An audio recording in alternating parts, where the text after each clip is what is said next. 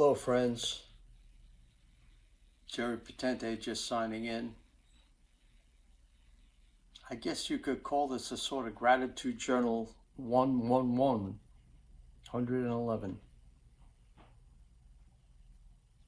or partial full disclosure video.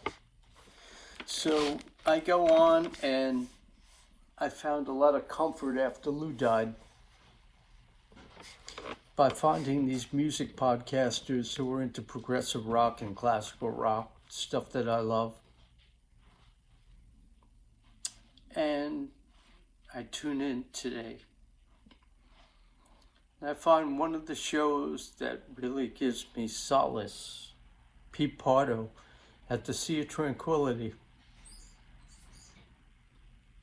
Pardon me if I get a little verklempt. Mike Myers. So I find Pete Pardo's show, and it's a memorial that his father, Manuel Pardo, passed away on January 31. He had Alzheimer's and other things going on in his life. But he lived to, 86 years old. God bless his soul. Rest in peace. And Pete's doing a homage to his dad. His dad turned him on to music. His dad took him to the city, exposed him to things. His dad bought all his comic books and then his rock and roll albums. His dad loved music. So rest in peace, Mr. Pardo. But it got me thinking, got me sentimental about our dads.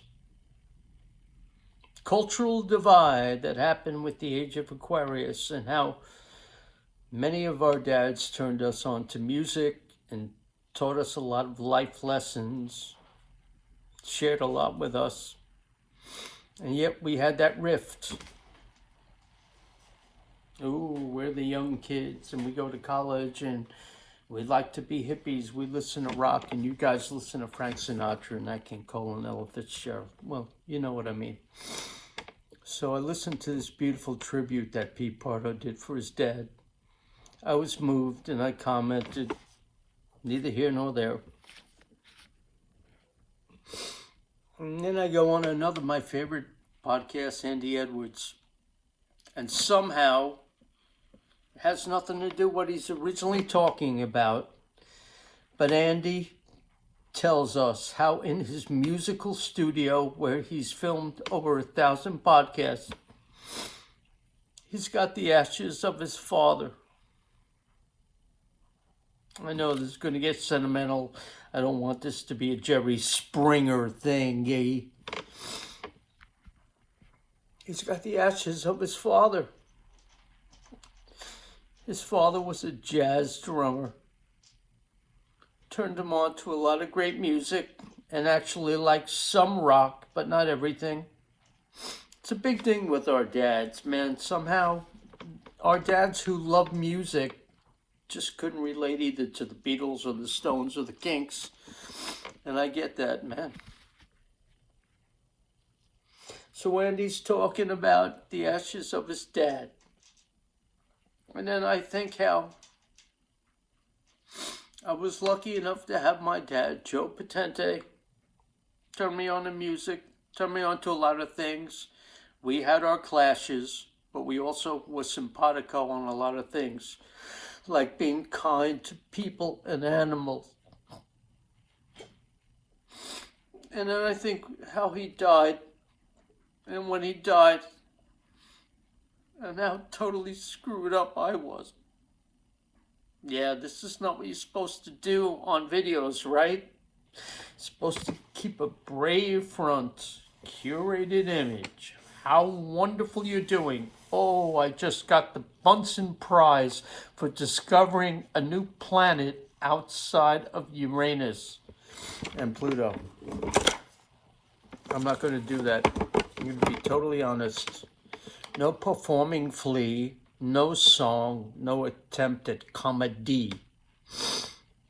And I think about my dad. And then I think how broken I was when he passed away. And luckily, I had family support, family and friends, neighborhood people who kept me going, man. When my heart was broken.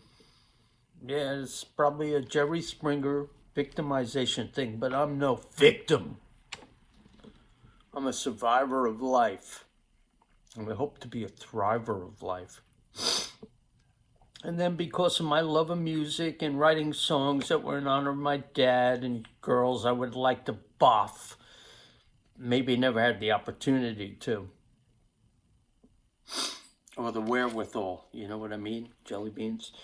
So then, through my songs, I go to New York City and I meet Lou Stallman, a Grammy hit songwriter who's a dynamic, freaking motivating guy who was a creative genius and somehow took a shine on me and believed in me enough to invite me into his circle of the songwriters he had at his office in the Ed Sullivan Building. And I become friendly with some of them, and some of them think of me as the kid, the water boy on the bench. And David Stolick says, I'd like to write with you, man. I think you're an interesting guy. And we get together and we write songs, about 30, 40 songs over 4 years.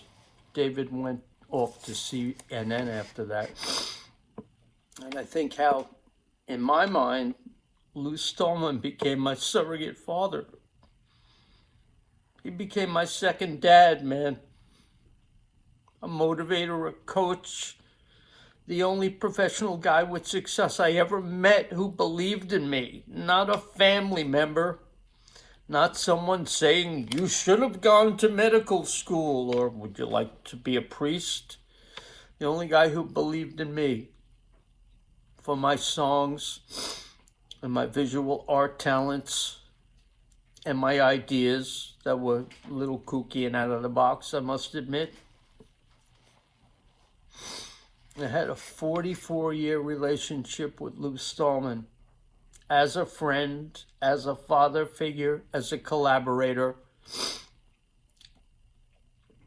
And I honor and love him and bless him and am in debt to him every day of my life, as I am to my dad, Joseph Louis Potente. So I go on these podcasts today, and Andy Edwards is talking about the ashes of his dad and what his dad meant to him. And I look at Pete Pardo's Requiem homage for his dad. And he tells all the great things about his dad, and I write him a comment. It's neither here nor there. And the other podcasts I go on, Rick Beato, he talks about how he impressed his dad when he could learn a jazz lick off an album, and his father said, wow, that's really good, son. And I just want to say, I want to honor all our dads, whether they're biological, whether they're biological or whether they're the mentor friends who open up our eyes and help us to achieve. I'm a million miles away from what I thought I could be.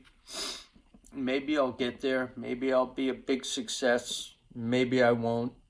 But the gift of life is the people you meet, the love you have for them and they have for you, and the mere fact that we're alive and breathing, taking in this beautiful world. Don't get sidetracked by the negativity of the media. Go out and experience nature and talk to squirrels and blue jays like I do. And to say thank you to our parents. I had a great mom. I still do. She's still with us. Man, that's unbelievable, isn't it, folks? And I had a secondary mom, my Aunt Grace. somehow she was a little more kooky. I mean, not kooky herself, but a little more simpatico, that I was kooky and seemed to appreciate it. So I had a great mom and a secondary mom.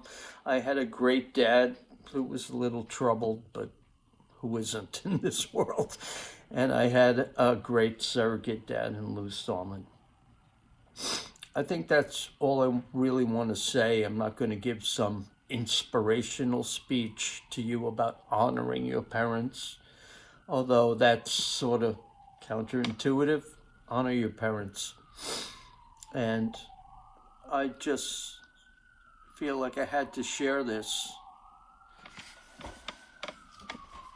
And now, because I am a man with many flaws, to the sisters in the audience who I love, in the attic of my mind and my great creative imagination, I have thought things that would make you think I am a freaking creep. So I honor you. I have tons of peccadillos and weaknesses. I look for love and the right woman, but if that's in the cards, and if it's not, I'm not going to force the issue. God imbued me with talents in artwork and music, and I thank God every single day. And I just want to say, a salute to our fathers, whether they're here or they're up there. Will you drink with me in a salute to our fathers and our mothers and say, thank you, Dad. Thank you, Mom. Love you. Thanks for life. Amen. Are you drinking? Oh, it was a very good year.